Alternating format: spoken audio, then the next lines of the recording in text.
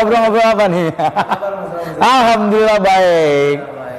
Ya sampai sekarang alhamdulillah karir masih tetap jalan di syuting TV masih setiap hari. Sekarang ada 2 program pagi sama malam. Setelah melalui proses yang cukup panjang di dunia entertain, kondisi sekarang gue jujur aja udah tinggal mempertahankan aja, udah nggak mau ngoyok lagi gitu. Udah tinggal mempertahankan apa yang udah gue raih.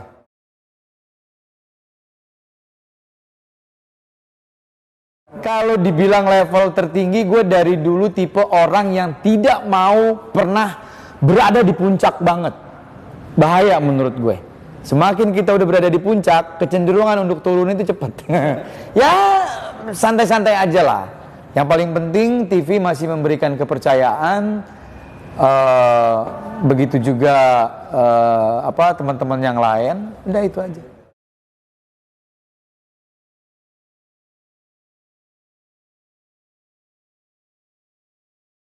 Oke, gini, gue lahir dalam kondisi yang persaingan waktu itu cukup ketat di awal tahun 2000-an, ya. Apa yang gue maksud persaingan cukup ketat? Ketika waktu itu untuk menjadi seorang public figure, untuk menjadi seorang artis, pemain sinetron, itu butuh seleksi yang cukup ketat. Bayangkan, gue waktu itu akhirnya berhasil mendapatkan kontrak eksklusif di Multivision Plus. Gak bisa dipungkiri waktu itu Multivision Plus menjadi raja sinetron dengan Param Punjabinya. Gue berhasil bermain dengan baik, akhirnya dikontrak eksklusif dengan mereka. Bertahun-tahun, di awal 2001 waktu itu. Ketika gue terlibat sinetron dengan Anjasmara dan Krisdayanti, sinetron Ramadan. Singkat cerita, gue lahir dalam kondisi sinetron waktu itu yang masih tayangan weekly. Tayangan 1 minggu. Kita syuting setiap hari, tapi nyantai polanya, tidak terburu-buru, karena tayangannya seminggu sekali. Seiring perkembangan waktu, kalau nggak salah tuh awal mula 2008 apa 2007, sudah mulai berubah konsep sinetron. Ya, ada istilah stripping, tayangan setiap hari. Begitu juga akhirnya beralih ke program-program TV-TV yang lain. Sampai sekarang akhirnya stripping lah semua. Kita konsekuensi syuting berat. Syuting harus tayang setiap hari. Kalau gue kan memang sekarang ini udah hampir 6 tahun lebih ini fokus di acara-acara TV. Live jam sekian, selesai jam sekian. Nah untuk teman-teman sinetron memang lebih berat lagi jujur. Karena mereka harus menyelesaikan cerita dengan durasi 1 jam sampai 2 jam. Menyelesaikan waktu itu syuting pagi, siang untuk tayang malam. Waktu itu gue pernah berada di kondisi itu. Gue syuting pagi buat tayang malam. Bahkan gue syuting itu abis maghrib, masih ada sisa 2 scene yang harus diambil gambar untuk tayangan nanti di sekitar jam 9, setengah 10. Kebayang gak tuh kondisinya kayak apa? Jadi memang ya sekarang sudah industri. Jadi sekarang akhirnya mereka-mereka untuk menjadi artis ya lebih mudah karena tempatnya dibuka seluas-luasnya, tayangan setiap hari. Orang lebih mudah untuk menjadi terkenal karena tayangan setiap hari. Itu TV, baik program TV maupun sinetron. Nah semakin kesini semakin luas lagi. Label artis ini semakin mudah didapat. Lu belum banyak karya, belum punya prestasi, baru main sinetron istilahnya scene 2 scene, terus aktif di sosial media, di Instagram, sekarang sudah bisa disebut artis. Kalau mereka masih bisa mempertahankan profesi dia sebagai artis, istilahnya gini. Kalau lo bener, syuting yang bener, nggak macem-macem, mungkin bisa membanggakan. Nah, semakin kesini resikonya semakin besar. Mohon maaf banget. Akhirnya banyak yang salah jalan. Nggak sedikit yang akhirnya ketangkep karena narkoba. Ujung-ujungnya artis. Gue jujur ya, semakin kesini kan banyak teman-teman artis yang akhirnya ketangkep karena penyalahgunakan narkoba. Gue bingung, ini orang siapa nih, main di mana gitu ya. Ya seperti itulah.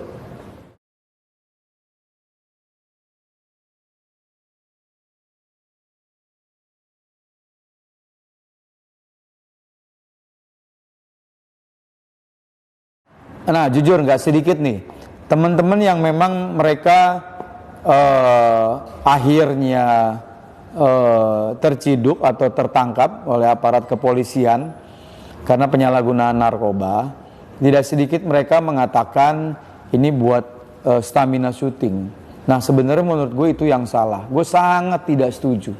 Jangan menjadikan narkoba atau barang haram ini sebagai komoditas vitamin dalam tanda kutip untuk membuat stamina terus nggak mudah lelah apa segala macam untuk rutinitas pekerjaan dia syuting. Itu yang menurut gue salah besar. Narkoba ya tetap narkoba. Kalau memang kita pengen hidup sehat, kita syuting lancar, kita berlomba-lomba membuat prestasi, ya harusnya tidak menggunakan narkoba itu, apalagi menjadikan alasan narkoba itu menjadi seperti kayak doping untuk bisa syuting. Karena mereka masuk ke industri. Itu yang tadi gue jelasin. Pola syutingnya itu memang sangat berat ya. Syuting harus setiap hari gitu, apalagi mereka-mereka yang terlibat di sinetron gitu.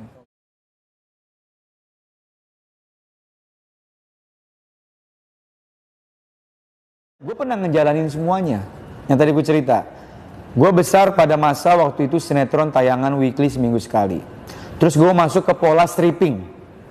Gue tayang syuting stripping.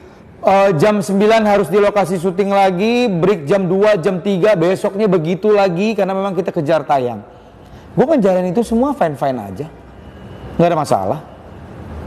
Nggak harus menggunakan narkoba. Jadi kalau misalnya kan banyak cara yang lain untuk meningkatkan daya tahan tubuh kita, stamina kita. Itu kan banyak cara. Jadi nggak bisa dengan mudah akhirnya lo potong jalan menganggap narkoba itu sebagai salah satu alternatif untuk menjadikan fisik lo kuat, stamina lo oke, lo mau syuting berapa lama juga oke, tidak mudah ngantuk, tidak mudah lelah. Itu salah. Narkoba ya narkoba. Vitamin yang menyehatkan ya vitamin. Itu harus dibedakan. Ini yang salah, yang sebenarnya yang gue nggak setuju gitu. Kalau lo berani ngambil resiko untuk menjadi public figure, entah itu main sinetron, film, acara-acara TV yang live, lo harus fair. Jangan jadikan narkoba itu sebagai salah satu pelengkap untuk syuting. Itu nggak fair itu. Karena akan merugikan buat dirinya. Lo kebayang nggak? Itu badan ibaratnya mesin digeber terus nggak hilang rasa lelah lo. Ya kan? Ini itu hilang kan rasa lelah kan? Lo mau syuting dari pagi sampai pagi tetap melotot gitu. Tapi ujung-ujungnya kan bego. Ujung-ujungnya ntar lo ketangkep. Tak kalau udah ketangkep minta maaf, kapok, nggak janji nggak ngulangin lagi.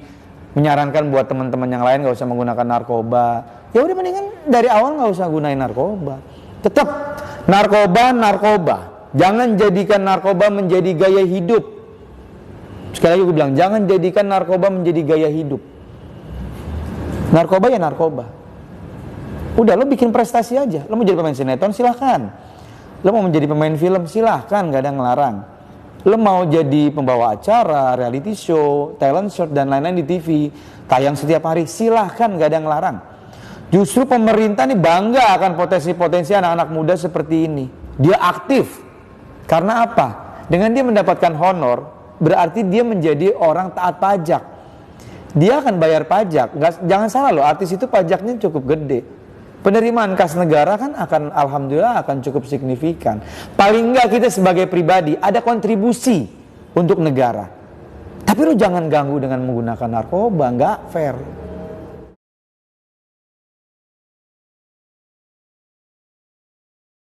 Ya nggak bisa. Sekarang gini deh, mungkin kalau ada yang nonton mereka masih menggunakan narkoba. Alah lo bawel lo ji, so tau lo kan nggak ngerasain. Gue udah pada tahap butuh nih, ya kan? Pasti kan orang beranggapan seperti itu. Sudah menjadikan narkoba itu menjadikan kebutuhan. Ya nggak, ya kita nggak munafik juga lah ya. Kita nggak membuka mata juga. Bukan hanya public figure. Semua elemen masyarakat, semua profesi sudah akhirnya terlibat penyalahgunaan narkoba. Bukan institusinya yang salah, Tapi balik lagi ke mereka pribadi, balik lagi ke pribadi masing-masing, baik artis, pejabat negara, anggota dewan baik DPRD maupun DPR pusat, ya. Enggak menutup kemungkinan juga enggak sedikit pihak kepolisian, bisa jadi juga anggota BNN. Enggak, ini memang udah membahayakan sekali. Karena gue public figure, gue berhak berbicara seperti ini. Apalagi, alhamdulillah gue udah makan asam garam di dunia entertain. Udah hampir 20 tahun lebih. Jadi gak fair kalau menjadikan narkoba itu sebagai salah satu pelengkap untuk kalangan artis yang masih aktif. Gue lanjutin, mungkin tadi ada banyak yang bilang, ah lo so tau aja lo gak ngerasain. Lah, pada saat lo mau menggunakan untuk pertama kalinya, lo kan punya akal sehat. Kita kan Allah ini menciptakan kita sama hewan, itu kan sama-sama ciptaan Allah. Hewan dikasih kaki, tangan, mulut untuk makan, apa segala macam. Yang membedakan kita sama hewan itu otak. Allah juga menitipkan otak kepada hewan. Kita juga diberikan otak. Yang membedakan kita sama hewan itu akal. Kita diberikan akalnya oleh Allah sebagai manusia. Hewan tidak diberikan akal untuk seperti itu. Walaupun instingnya hewan ada, tapi kan kita ini diberikan kesempurnaan oleh Allah nih, oleh Maha Pencipta diberikan akal. Maksudnya apa sih? Ketika lo ingin menggunakan untuk pertama kalinya, akal lo harus bermain. Apalagi gue sangat sedih ketika teman-teman yang akhirnya ketangkap narkoba, notabene dia kepala rumah tangga. Dia kepala rumah tangga, dia punya anak. Image-nya keluarga baik-baik, keluarga harmonis. Enggak sedikit juga mereka yang ketangkep sebagai ibu, lo punya anak, lo punya suami. Ketika lo mau menggunakan pertama kali, kan lo tahu lo bukan orang bodoh. Narkoba itu kan memang, ya sekarang akhirnya mereka berbilang, ah lo kebanyakan ngomong aja lo sok tahu. Gue udah butuh nih.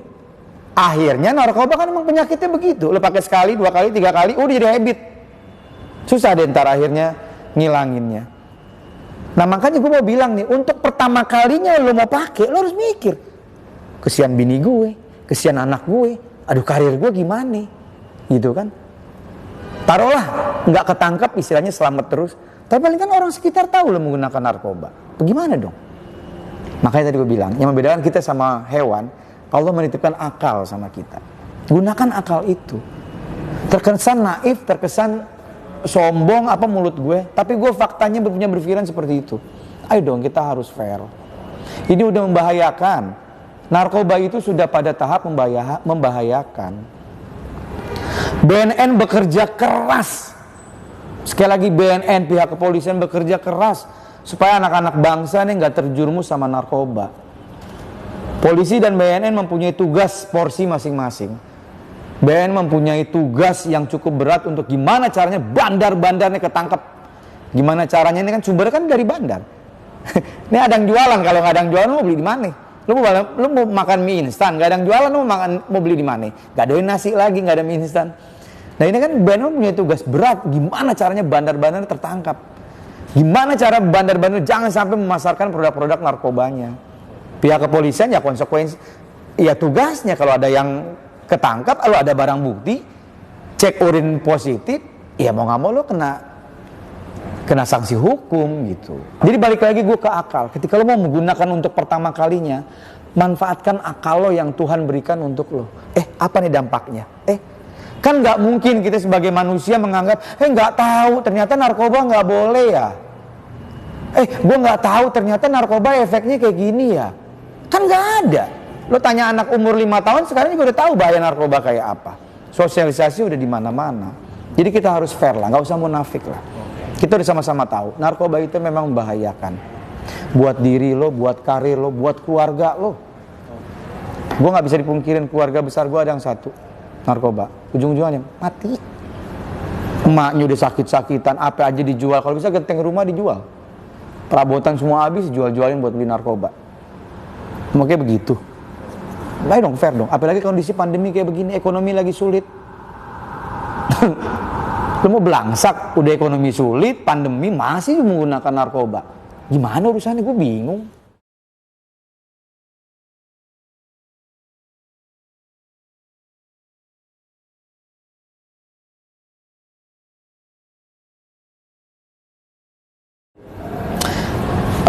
Gue berbicara lagi di kalangan public figure. Nggak sedikit teman-teman yang memang sudah tertangkap. Baik dia baru mencoba-coba, baik juga memang dia sudah menjadi habit, sudah menjadi kebutuhan, apapun lah alasannya. Tapi gue sekali lagi gue bilang di sini, gue sama sekali tidak pernah setuju. Dan jangan sampai ada teman-teman, nauzubillah min dzalik ya, ke depannya kalau yang ketangkep lagi bilang ya buat kebutuhan syuting, buat stamina, itu gue sangat tidak setuju. Itu membodohi banget gitu ya. Nah, akhirnya ketika dia menggunakan itu ya, akhirnya banyak konsekuensi yang dihadepin gitu. Setahu gue gini, jangan nunggu ditangkap dulu deh, gitu ya. Kalau nggak salah, itu gue pernah diskusi beberapa waktu yang lalu, sudah cukup lama. Kayaknya ada kebijakan BNN yang memberikan kesempatan kepada mereka-mereka yang menyalahgunakan narkoba, pengguna narkoba, bukan hanya public figure aja ya. Tapi kan memang konsekuensi public figure menjadi sorotan ya. Untuk datang ke BNN secara baik-baik. Ya. Contoh, misalnya gue narkoba. Gue udah pada tahap akut lah istilahnya ya. Apapun profesi gue. Ya. Gue datang baik-baik ke BNN. Ya. Ketemu misalnya sama si Fulan, "Pak, tolong, saya pengguna narkoba. Saya datang ke BNN, ini lembaga yang tepat untuk saya ajak diskusi, tolong bantu saya ingin sembuh." Ketika orang datang seperti itu, apakah akan kena proses hukum? Enggak. Justru dirangkul sama BNN. Dirangkul. Istilahnya ini kalau bahasanya, bahasa mudahnya, dielus-elus kepalanya. Alhamdulillah datang ke sini ke tempat yang tepat. Ayo, lo mau apa? Semua identitasnya dirahasiakan. Dan wacana ini sebenarnya sudah ada untuk kalangan public figure. Balik lagi, ayo dong. Kalau memang lo mau sembuh, lo pengen, memang dahsyat ya, tekanan untuk menggunakan narkoba kan, baik dari lingkungan, wah bandar tuh masif mengerahkan semua kekuatannya untuk lo tetap menggunakan narkoba, karena ujung-ujungnya kan dia dapat duit kan. Nah lo harus lawan. Jadi gini deh, kalau tadi gue di poin pertama mengatakan ketika lo baru menggunakan pertama, ayo gunakan akal. Lo bukan orang bodoh yang lo tidak tahu narkoba itu bahaya. Tapi ketika akhirnya lo sudah menggunakan narkoba dan akhirnya sebenarnya berkecamuk dalam diri lo, gue pengen nih, tapi gue sulit nih. Gue kepengen ninggalin, tapi gue udah sulit gitu ya. Gue udah menjadi habit, udah menjadi kebiasaan nih, udah ketergantungan. Datang baik-baik ke BNN. Ini gue bicara kalangan public figure ya, karena memang profesi gue. Datang. Identitas dirahasiakan, lo masih bisa beraktivitas. Nanti kan direhab, diobatin. Ini kan sakit nih, dia lagi sakit nih. Diobatin, gimana caranya. Kalau lo punya uang, keluarganya alhamdulillah mapan, terus lo punya sikap, gue memang benar-benar sembuh, datang BNN, istilahnya nih, gue bayar deh, yang penting gue sembuh. Apalagi ini gratis. Pakai lagi akal sehat. Semua udah dong, Allah tuh ngasih akal kita untuk digunakan. Siapa yang nggak tahu narkoba itu membahayakan? Udah nggak ada. Anak umur 5 tahun sekarang udah tahu narkoba itu bahaya.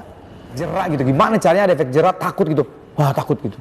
Padahal kan itu sebenarnya harusnya tanpa ada efek jerak, kita harusnya udah sadar diri, udah paham ini memang bahaya gitu. Jadi semua BNN sudah mensosialisasikan masif dari pusat maupun ke daerah. Ya balik lagi sekarang tergantung diri kita. Poinnya yang tadi ya, Allah memberikan akal buat kita. Ketika lo baru menggunakan pertama, ini nggak bener nih, entar gue jadi belangsak hidup gue, mak bapak gue, aduh. Yang miris lagi udah mak bapak lo susah, nyari duit susah, tuh lo anak narkoba, bingung gua. Sebenarnya bukan karena faktor diri dia, memang lingkungan. Lingkungan itu cukup mempengaruhi. Lingkungan itu racun juga tuh. Tapi tetap harus dari diri kita. Kalau diri kita menganggap lingkungan itu nggak benar, kita cabut. Kita cari lingkungan yang baik. Itu aja. Oke, teman-teman, makasih saya udah kasih kesempatan untuk ngobrol-ngobrol, bagi pengalaman. Kenapa sih gue bisa berbicara seperti ini? Alhamdulillah, gue tidak ada track record mengenai narkoba. Jadi gue bebas menyampaikan apa aja. Buat teman-teman yang lain, yuk bismillah. Kalau yang masih menggunakan narkoba, ayo. Semua tergantung diri kalian. Kesian orang tua, kesian suami, kesian istri, kesian anak, kesian semuanya. Kalau mau datang ke BNN secara baik-baik, gratis, minta di edukasi dan minta untuk direhab. Terima kasih. Wassalamualaikum warahmatullahi wabarakatuh. Udah azan, waktunya sholat. Curhat sama Allah biar dijauhi dari segala macam bahaya narkoba.